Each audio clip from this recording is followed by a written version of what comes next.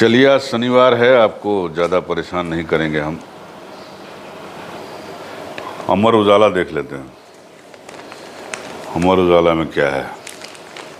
Asia cup से शुरू करते हैं। एशिया कप में बांग्लादेश ने जो है 6 रन से इंडिया को हरा दिया। अपने ओपनर साहब शुभमन गिल ने सेंचुरी मारी, लेकिन उसका कोई फ़ायदा नहीं हुआ। और सलामी बल्लेबाज शुभमन गिल 121 रन कैरियर की 5वीं शतकीय पारी के बावजूद भारतीय क्रिकेट टीम को एशिया कप सुपर 4 मुकाबले में बांग्लादेश के खिलाफ 6 रन से हार का सामना करना पड़ा। एशिया कप में बांग्लादेश की टीम भारत से 2012 के बाद जीती है। तब मीरपुर यानी बांग्लादेश के मीरपुर में बांग्लादेश ने भारत को 5 विकेट से हराया था। पहले बल्लेबाजी का निमंत्रण पाकर बांग्लादेश ने man of the match Shakib Al Hasan 80 और तौहीद हृदय 54 की मदद से 8 विकेट पर 256 रन बनाए। दोनों के बीच 5वें विकेट के लिए 101 रन की साझेदारी हुई। भारतीय टीम 49.5 ओवरों में 256 रन पर आउट हो गई। अक्षर पटेल 42 रन बनाए। इन्होंने भारतीय टीम को वापसी कराने का अच्छा प्रयास किया। हालांकि ये नतीजा भारतीय टीम के लिहाज से महत्वहीन है, क्योंकि रोहित की टीम जो है पहले ही फाइनल में जा चुकी है और संडे को फाइनल में उसका मुकाबला श्रीलंका से होगा। लेकिन फिर भी बांग्लादेश से हार गए। अब देखिए, रोहित जो है 2 ही रन बनाए। गिल जो है, रोहित 0 पे आउट हुए अपने कैप्टन साहब। गिल साहब ने 121 रन बनाया।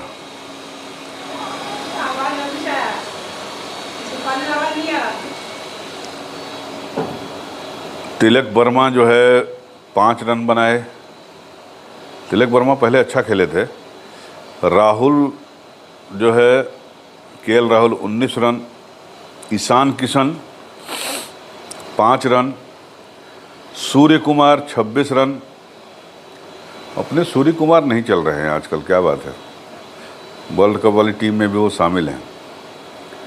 जडेजा 7 रन। अक्षर 42 रन। इन्होंने बाद में संभाला पाली को। आप हमारे शुभमन गिल साहब जो है ओपनिंग करने आए थे और 7वें बल्लेबाज यानी 7वां विकेट जो गिरा वो शुभमन गिल का था। मोहम्मद शमी जो है रन आउट हो गए 6 रन पे। प्रसिद्ध कृष्णा ये 0 पर रहे। तो भैया कुल हमारे 259 रन बने और बांग्लादेश ने जो है 265 रन बनाए थे। तो 6 रन से हम हार गए बांग्लादेश से। अब देखिए, मोहम्मद शमी को खिलाया गया। कल उन्होंने 2 विकेट लिए। शार्दुल ठाकुर ने जो है 3 विकेट लिए। प्रसिद्ध कृष्णा ने जो है 1 विकेट लिया। अक्षर पटेल ने जो है 1 विकेट लिया। तिलक वर्मा ने जो है कोई विकेट नहीं लिया, 4 ओवर गेंदबाजी की। और रविंद्र जडेजा जो है 10 ओवर उन्होंने बॉलिंग की, 53 रन दिए, 1 मेडन और 1 विकेट लिया। तो ये है इसमें क्रिकेट का हिसाब किताब। और आज जो है खेल की एक खबर और है। लखनऊ में जो है वो डेविस कप वर्ल्ड कप 2 के तहत जो है भारत और मोरक्को के बीच जो है गोमती नगर के बिजन खंड स्टेडियम में मैच खेला जाएगा। अभी हमारे सीएम साहब ड्रा निकालेंगे उसमें। तो 5 मैच होंगे मेरे ख्याल से, और उसमें जो है वो भारत जो है मोरक्को से भिड़ेगा। तो योगी आदित्यनाथ जी ने ये डेविस कप का ड्रा निकाला था। 23 साल के बाद यहाँ हो रहा है लखनऊ में। और मुख्यमंत्री ने भारत और मोरक्को के खिलाड़ियों के नाम की पर्ची निकाल दी है। मैच रेफरी इटली के रिकार्डो रागाजिनी ने इसकी घोषणा करते हुए ड्रॉ शीट जारी कर दी।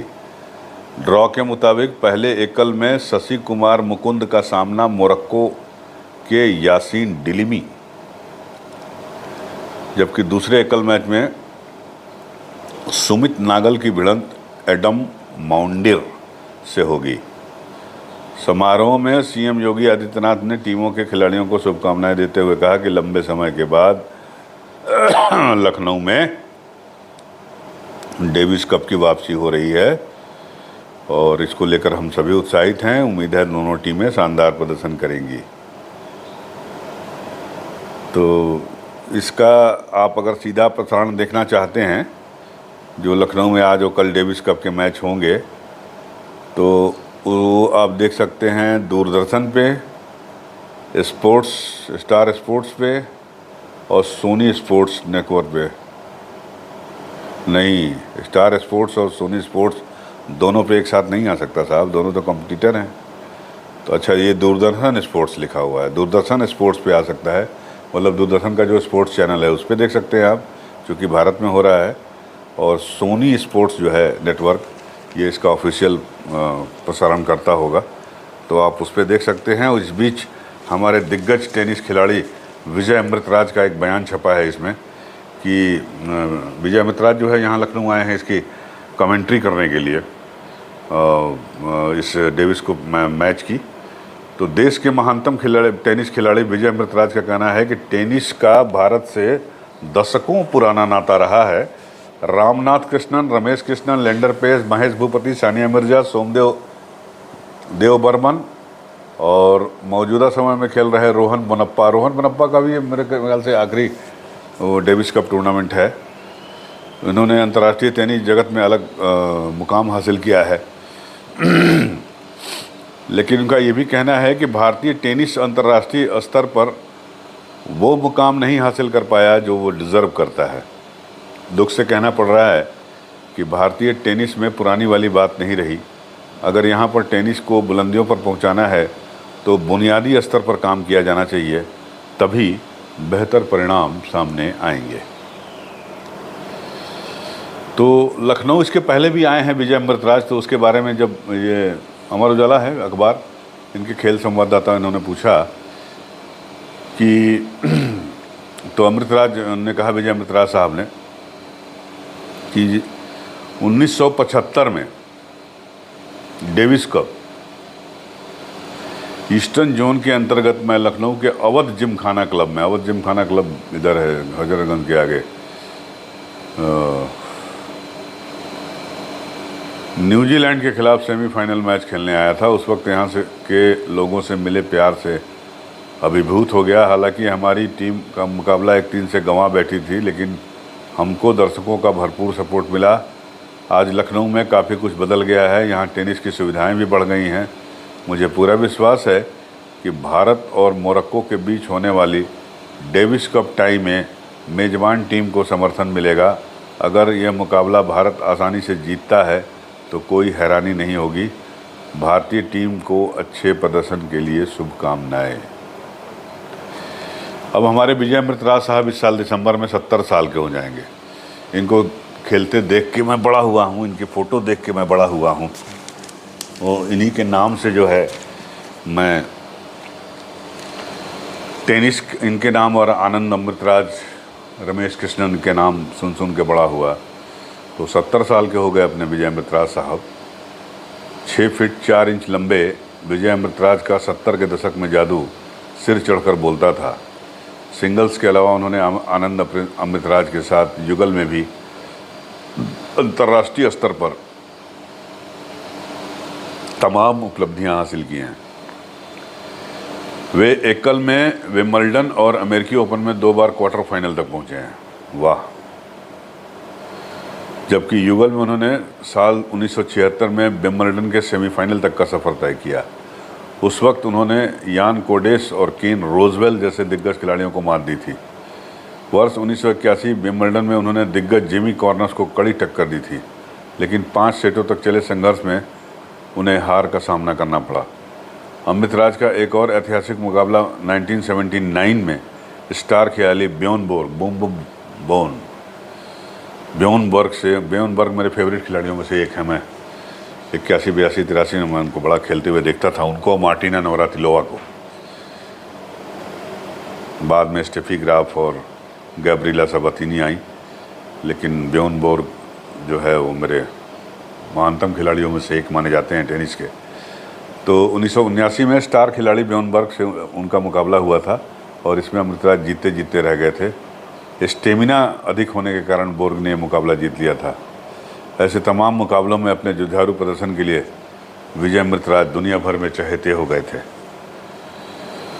तो ये है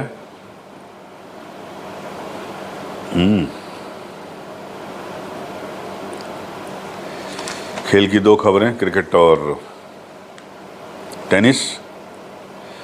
तो खेल की एक और खबर आपको बता देता हूं कि डायमंड लीग हो रहा है दोहा। ओलंपिक विजेता भाला फेंक एथलीट नीरज चोपड़ा शनिवार को डायमंड लीग फाइनल्स में अपने खिताब का बचाव करने उतरेंगे। नीरज साहब हमारे जो हैं वो पिछले साल ज्यूरिख में डायमंड लीग में विजेता बने थे। वो डायमंड लीग ट्रॉफी का बचाव करने वाले तीसरे खिलाड़ी बन जाएंगे। नीरज चोपड़ा ने डायमंड लीग की दोहा और लुसाने चरण में जीत दर्ज की थी। चोपड़ा का सर्वश्रेष्ठ प्रदर्शन 89.94 मीटर है।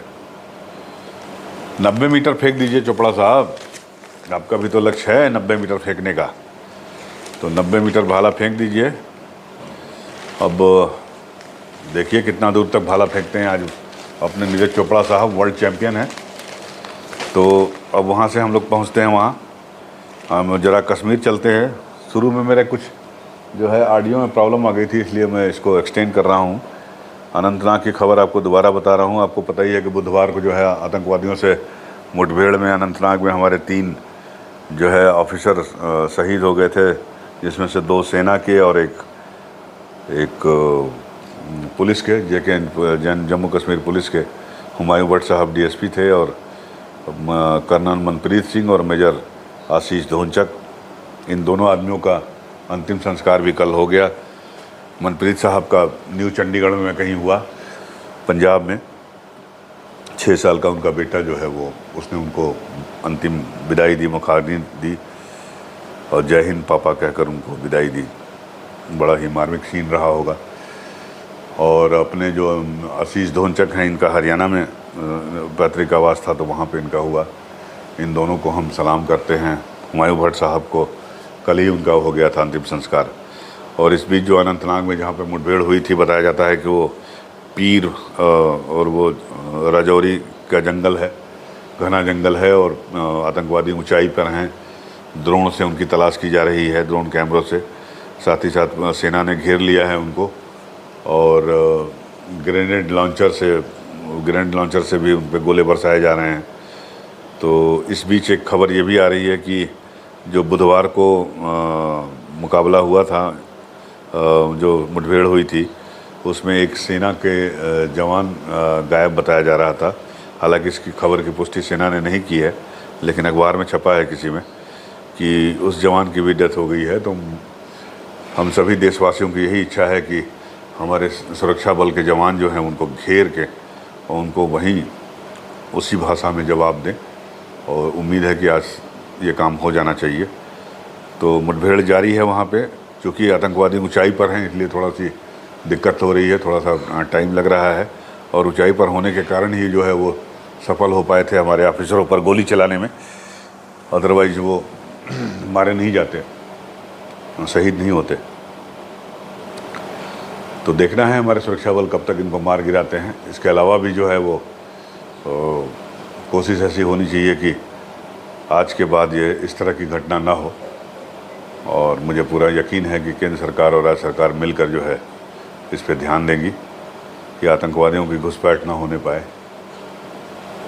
तो ये है। अब आपको एक खबर यूपी से बता देते हैं। अशोक लेलैंड कंपनी का नाम आपने सुना होगा ना। अशोक लेलैंड जो ट्रक बनाते हैं, बस बनाते हैं। टाटा के बाद जो है टाटा महिंद्रा और अशोक लेलैंड, ये 3 लोग हैं कमर्शियल व्हीकल बनाने में जो इंडियन है। मैं 3 ही नाम ले रहा हूँ क्योंकि मुझे 3 ही याद है, बचपन से ही देखा है। तो अशोक लेलैंड साहब जो है कल यूपी में थे इनके तो ये लोग जो है ये एक MOU किया साइन हमारे इंडस्ट्री विभाग के साथ। हमारा इंडस्ट्री विभाग में है ना यूपी में, तो उसके साथ जो है वो किया है। MOU किया है जिसमें जो है वो इलेक्ट्रिक बस बनाएंगे उत्तर प्रदेश में।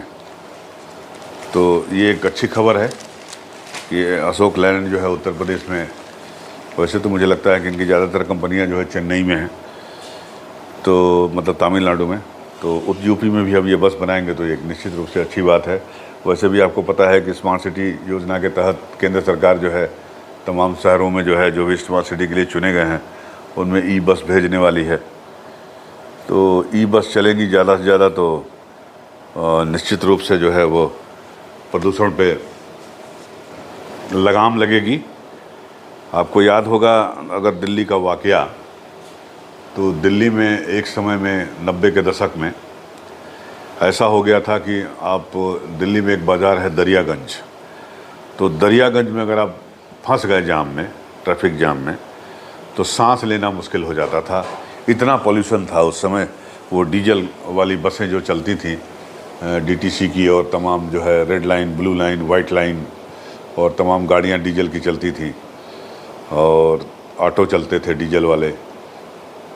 तो उससे जो है मतलब इतना ज़्यादा पॉल्यूशन होता था दिल्ली में कि दरियागंज एक एग्जांपल लिया मैंने दिल्ली का, जहाँ ट्रैफिक काफ़ी कंजस्टेड रहता है। तो वहाँ अगर आप जाम में फंस गए या हो गए तो सांस लेना मुश्किल हो जाता था। मैंने उस वक्त देखा था कि लोग मुंह में रुमाल बांध के, मास्क बांधते थे, और तब वो सांस ले पाते थे, खासकर जो सांस के मरीज़ हैं या फेफड़ों के मरीज़ हैं। तो उसके बाद समझिए कि सुप्रीम कोर्ट के ऑर्डर के बाद सुप्रीम कोर्ट ने सख्ती, किसी ने PIL फाइल की, PIL की सुनवाई हुई, PIL की सुनवाई के बाद सुप्रीम कोर्ट की सख्ती के बाद ये हुआ कि साहब डीजल की बस और ऑटो नहीं चलेगी, CNG की चलेगी। तो अगर सुप्रीम कोर्ट नहीं होता तो दिल्ली में पता नहीं ये CNG बसें और ऑटो कब चलती, भगवान मालिक है। लेकिन फिर सुप्रीम कोर्ट के, माननीय सुप्रीम कोर्ट का हमारा एहसान जताना चाहिए कि उनके ऑर्डर की बदौलत जो है दिल्ली में ये CNG बसें चलनी शुरू हुई, तो पॉल्यूशन का लेवल थोड़ा कम हुआ। फिर शीला दीक्षित की सरकार थी। आप लोग जानते हैं कि आधुनिक दिल्ली जो अभी आप देख रहे हैं, उसमें उसको बनाने में शीला दीक्षित का बहुत बड़ा योगदान है। तो शीला दीक्षित के समय मेट्रो का काम शुरू हुआ, और मेट्रो अब लाइफलाइन बन चुकी है। दिल्ली में तमाम CNG बसें और ऑटो चल रही हैं, अब इलेक्ट्रिक बसें चल रही हैं। अभी दिल्ली में केजरीवाल सरकार ने जो है वो बताया था कि 1000 बसें आई हैं, वो इलेक्ट्रिक बसें, ई बसें।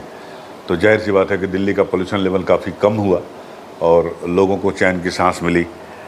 तो मैं उम्मीद करता हूं कि यूपी में भी या लखनऊ में भी या बड़े शहरों में जो है वो स्मार्ट सिटी के तहत जो ई बसें मिलने जा रही हैं, तो उससे, और ख़ुद भी स्टेट गवर्नमेंट जितनी है, मैं अपने उत्तर प्रदेश की बात कर रहा हूँ, लखनऊ की बात कर रहा हूँ, तो लखनऊ में ई बसें चलनी शुरू हो गई है।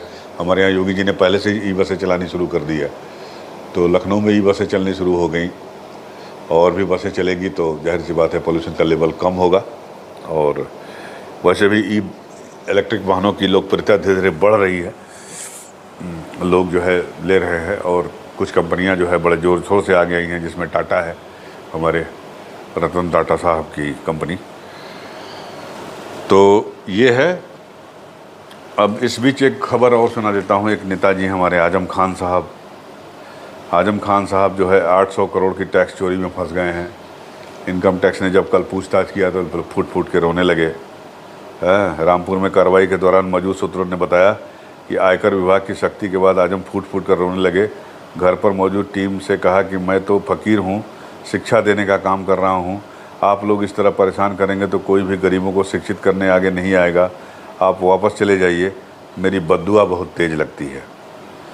आजम खान की हालत देखकर उनकी पत्नी तंजीन फातिमा और बेटा अब्दुल्ला भी रो पड़े। छापे के बाद आजम खान ने कहा कि मेरे घर में 3 दिनों तक संपत्तियों के कागजात, नकदी, जेवरात खंगाले गए। टीम को मेरे पास से 3500 व अब्दुल्ला के पास 10,000 रुपये मिले। पत्नी के पास 125 ग्राम जेवर मिले। ऐसा कुछ भी नहीं मिला जिसे सीज किया जा सके। मेरा गुनाह केवल ये है कि मैंने जौहर यूनिवर्सिटी का, यानी जौहर विश्वविद्यालय का निर्माण करवाया। तो अब इनकम टैक्स का क्या कहना है ये भी सुन लीजिए कि सपा नेता आजम खान और उनके करीबियों के ठिकानों पर बीते 3 दिनों से जारी आयकर विभाग के छापों में बड़ा खुलासा हुआ है। पता चला है कि आजम खान आजम ने जौहर ट्रस्ट के जरिए करीब 800 करोड़ की रुपए की टैक्स चोरी की है।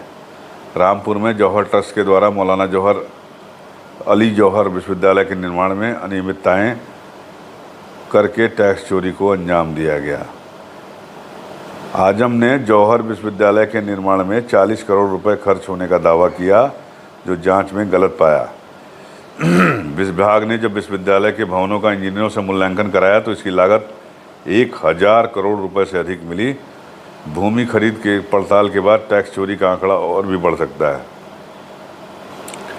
आजम और ट्रस्ट के पदाधिकारी निर्माण कार्य में हुए खर्च का ब्यौरा भी नहीं प्रस्तुत कर सके हैं। सप्लायरों को, ठेकेदारों को बिना टीडीएस काटे भुगतान कर दिया गया, उनके नाम तक नहीं बता पाए वो लोग।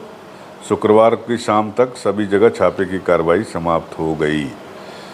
तो आजम खान साहब अपने मुसीबतें उनकी बढ़ती जा रही हैं, अब तो बढ़ ही गई हैं, बढ़ती क्या जा रही हैं, लेकिन इस हालत के लिए वो खुद भी जिम्मेदार हैं। जब पावर में हुआ करते थे तो हम में से बहुत सारे पत्रकार इस बात के गवाह हैं कि किस तरह जो है रुआब में वो शासन करते थे, खुद को किसी सल्तनत का बादशाह से कम नहीं समझते थे। हालांकि बाद में ये शब्द उन्होंने प्रधानमंत्री नरेंद्र मोदी के लिए यूज़ किया, लेकिन मैं भी देखा हूँ कि आजम खान साहब भी जो है, जो कह दिया सो कह दिया। मुलायम सिंह नेताजी के अलावा किसी की बात नहीं सुनते थे वो। और एक एग्जाम्पल बताता हूँ आपको मैं। आज तक चैनल ने उनके खिलाफ एक खबर चला दी। वो दंगे हुए थे मुरादाबाद के, तो उसमें जो है एक स्टिंग ऑपरेशन हुआ था आज तक चैनल पे। इंडिया टुडे बेसिकली उनका जो इंग्लिश वो है उसने जो है वो किया था, और उसमें उसने ये दिखा दिया कि आजम खान ने फ़ोन किया इंस्पेक्टर को, थानेदार को, और मुसलमानों को, जिनको 2 आदमियों को दंगा फैलाने के आरोप में या गिरफ्तार किया गया था, उसको छोड़ने की बात कह रहे थे। और ये चीज़ जो है वो इंडिया टुडे आज तक का ऑपरेशन हुआ, स्टिंग ऑपरेशन, तो उसमें जो है वो हो गया और वो खबर प्रसारित हुई तो उसके बाद बवाल मच गया ये कि साहब कैसे हुआ, क्या हुआ, आजम खान जो है दंगाइयों को छुड़ाने की बात कर रहे हैं, ये है वो है। आजम खान साहब नगर विकास मंत्री थे उस समय और संसदीय कार्य मंत्री भी थे, तो उन्होंने इस खबर को दिल पे ले लिया और अपनी अस्मिता का सवाल अपने मतलब बना लिया उन्होंने। और उन्होंने इस खबर को विधानसभा का अपमान बताते हुए विधानसभा अध्यक्ष से नोटिस जारी करा दी। आज तक चैनल के मालिक से लेके और रिपोर्टर तक, उसमें एक लड़की भी थी, नाम नहीं बताऊंगा मैं आपको। और फिर शुरू हो गया साहब पूछताछ का सिलसिला, पेशी का सिलसिला। दिल्ली से आज तक के लोग आते थे, यहाँ पेशी होती थी, पूछताछ होती थी। पूछताछ में आजम खान ने एक कमेटी बनाई, उस कमेटी में जो है वो विधानसभा से पास करा के, उसमें बीजेपी ने वॉकआउट किया था, तब वो उसमें नहीं शामिल थी। लेकिन अपने ये स्वामी प्रसाद मौर्य तब बीएसपी में हुआ करते थे, और इनको मैंने सुना था विधानसभा में कह रहे थे कि कैसे मीडिया की हिम्मत हो गई कि वो इस तरह से दिखा सके, विधानसभा का, सदन का अपमान कर सके। मतलब सदन का अपमान बता दिया उन लोगों ने। आजम खान के खिलाफ की खबर जो है वो विधानसभा सदन का अपमान हो गई। पेशियां शुरू हुई, बहुत लंबी कहानी है, बताऊंगा पूरा तो 2-3 घंटे लग जाएंगे, लेकिन तब मैं आज तक में था यहाँ पे। फिर कमेटी के सदस्यों, एक कमेटी बने, उन्होंने 6 या 7 सदस्य लोगों की कमेटी थी। उसमें बीएसपी के लोग थे, समाजवादी पार्टी के तो थे ही थे, कानपुर के एक विधायक हैं, लाला जी हैं, वो थे, और भी पार्टियों के थे। तो ये लोग बुलाते थे, वहाँ दिल्ली से लोग आते थे, पूछताछ होती थी, दिन भर चलती थी। सुबह आ गए, शाम 7 बजे तक पूछताछ हो रही है। धीरे धीरे उन्होंने शिकंजा कसना शुरू किया, और आजम खान जो रिपोर्ट चाहते थे जिस तरह की, वो उस तरह की रिपोर्ट जो है कमेटी ने बनाई, और हुआ कि साहब विधानसभा में अदालत लगेगी और सबको बुलाया जाएगा, उसमें टीवी टुडे के मालिक मतलब इंडिया टुडे ग्रुप के मालिक अरुण पुरी साहब को भी बुलाया जाएगा, सब कुछ। तो एक दिन ऐसे ही पेशी में लोग आए थे और हुआ कि नेताजी से एक बार मिल लिया जाए, क्योंकि हमारे संपादक साहब जो है वो नहीं चाहते थे कि हमारे मालिक अरुण पुरी साहब का नाम उसमें आए। तो मैंने फ़ोन किया नेताजी के आवास पे, तब ये विक्रमादित्य मार्ग पे लखनऊ में उनका आवास था सरकारी। तो चांस की बात है कि नेताजी घर पे मौजूद थे और हम लोग कहीं जा रहे थे, तब तक जो है वहाँ से फ़ोन आ गया कि आप आ जाइए। तो नेताजी बहुत सम्मान करते थे, मैं नेताजी का बहुत सम्मान करता हूँ। नेताजी जैसा नेता होना बहुत मुश्किल है, उनकी जैसी शख्सियत होना बहुत मुश्किल है। सबका ख्याल रखते थे वो, चाहे पत्रकार हो, डॉक्टर हो, बीमार हो, नेता हो, परेता हो, अफसर हो, किसी पे हो, जिसका साथ पकड़ लिया उसको वो छोड़ते नहीं थे, हमेशा साथ देते थे। तो खैर वो अलग कहानी है। तो हम लोग गए भाई वहाँ, हम थे, हमारी पूरी टीम दिल्ली से आई हुई थी, वो गई। चांस की बात है कि विधानसभा अध्यक्ष भी थे उस समय वहाँ पे, माता प्रसाद जी। तो पूरी बात बताई गई, सब कुछ हुआ। नेताजी को सुनने में थोड़ी सी दिक्कत होती थी, लेकिन फिर भी उन्होंने पूरी बात सुनी। हमको समय दिया, घंटे भर से भी ज़्यादा समय दिया। हम लोगों ने बताया और उनसे ये कहा, तब उन्होंने जो है वहाँ पर माता प्रसाद दीक्षित जी से कहा कि भाई हमारे पुरी साहब से बड़े पुराने संबंध हैं और उनकी वाइफ से भी है, तो पुरी साहब का नाम इसमें नहीं रखा जाए और जो भी इसमें सही हो सकता है आजम खान से कहो कि वो सही करे। तो ये थे हमारे नेताजी। और विधानसभा अध्यक्ष चूँकि मौके पर जब चीज़ें अच्छी होनी होती हैं तो सब कुछ ठीक हो जाता है। विधानसभा अध्यक्ष भी वहाँ मौके पे मौजूद थे, तो उनसे जो है, फिर अखिलेश यादव भी आ गए, अखिलेश भैया, तो उनसे भी मुलाकात हुई, बातचीत हुई। और इस तरह से जो है वो कमेटी जो इंडिया टुडे ग्रुप के मालिक को भी विधानसभा में कटघरे के पीछे खड़ा करना चाहती थी, उसको भी उससे उन्होंने नाम निकलवाया। बाद में जब लिस्ट आई तो उस लिस्ट में जो है उनका नाम नहीं था, अरुण पुरी साहब का था, नहीं था, लेकिन बाकी आज तक के जितने दिग्गज और वो लोग थे सबका नाम था। और हुआ कि भाई अब इनकी पेशी होगी और इनको सज़ा सुनाई जाएगी, विधानसभा में अदालत लगेगी। खैर उसके बाद आज तक की टीम जो है वो, मतलब कंपनी जो है वो गई सुप्रीम कोर्ट, सर्वोच्च न्यायालय में। और जिस दिन सुनवाई थी सर्वोच्च न्यायालय में, उस दिन भी पेशी थी यहाँ पर। और उसी दिन संभवतः जो है वो कटघरा वगैरह सब बन के तैयार हो गया था। आजम खान ने तैयार करा लिया था कि इनको खड़ा करना है कटघरे में और उसके बाद जेल भेजना है। जेल नहीं भी भेजेंगे तो वहीं विधानसभा में ही जेल बनाई गई थी। तो 24 घंटे, कम से कम 24 घंटे की कैद इनको मिलती और मैसेज पूरे देश में जाता। लेकिन सुप्रीम कोर्ट ने कहा, मतलब सुप्रीम कोर्ट से राहत मिल गई हम लोगों को, और सुप्रीम कोर्ट ने कहा कि अगर किसी मंत्री या नेता के खिलाफ अगर कोई टिप्पणी हुई या कोई खबर चली तो वो सदन का अपमान कैसे हो सकता है। तो इस तरह से जो है जान बची, समझिए एक तरह से। और आपको ये भी बताऊं मैं कि सब लोग आ गए थे यहाँ पे, पेशी थी, लेकिन सब लोग एयरपोर्ट पे आ गए थे और इंतज़ार कर रहे थे सुप्रीम कोर्ट के निर्णय का। 12 बजे के बाद निर्णय आया, तब जाके जान में जान आई। फिर हम लोगों ने खाना खाया पिया और फिर उसके बाद वो लोग शाम की फ़्लाइट से वापस गए।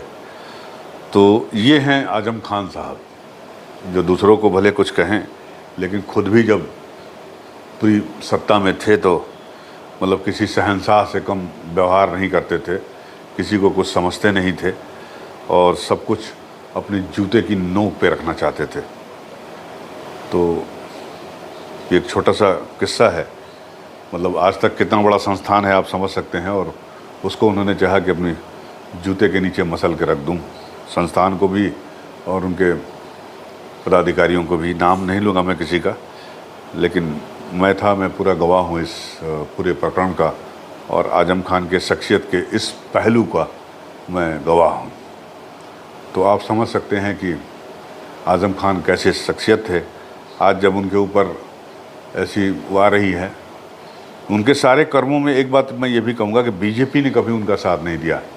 अपने मेरठ वाले नेताजी थे, उस समय अध्यक्ष हुआ करते थे लक्ष्मीकांत वाजपेयी जी, उन्होंने कई बार हमसे कहा कि नहीं नहीं आप चिंता मत करिए, हम बिल्कुल सपोर्ट नहीं करेंगे।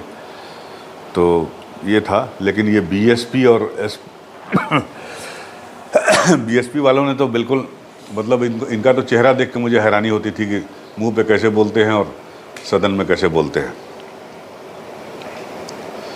तो एक पहलू है आज़म खान की शख्सियत का जिससे मैंने आपको रूबरू कराया और जिसका मैं गवाह हूँ। मेरे साथ कई लोग अभी भी जो आज तक में हैं वो लोग गवाह हैं इसके। तो आज जब अपने पे आई, अपनी सल्तनत बिखर गई या बिखर रही है, बिखर ही चुकी है लगभग, तो बड़ा रुलाई आ रही है। और जब खुद शहंशाह थे तो किसी को कुछ समझते नहीं थे। तो शेर को जब सवा शेर मिलता है तभी उसे अपनी औकात समझ में आती है। यही इस कहानी का लुब-ए-लुआब है। अब बस इतना ही। मिलते हैं फिर आपसे अगले वीडियो में। हमारे चैनल को प्लीज़ लाइक और सब्सक्राइब करते रहिए, आपसे ही गुजारिश है। नमस्कार।